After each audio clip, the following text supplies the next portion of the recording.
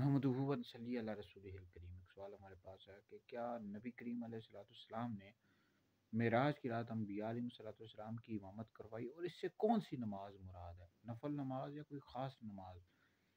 تو اس حوالے سے یہ مسلم شریف میں حدیث موجود ہے، نبی پاک علیہ السلام نے انبیاء علیہ السلام کی امامت کروائی، جماعت کروائی۔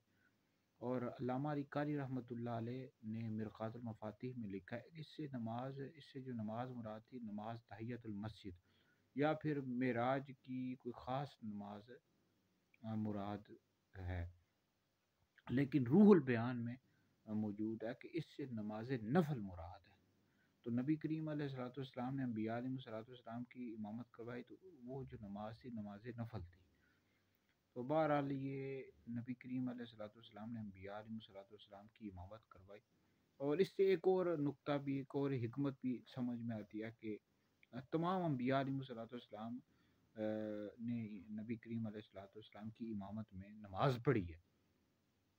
تو اس سے یہ معلوم ہے کہ نبی کریم علیہ السلام تمام انبیاء علیہ السلام سے افضل ہیں، اعلیٰ ہیں، اکمل ہیں، اتم ہیں۔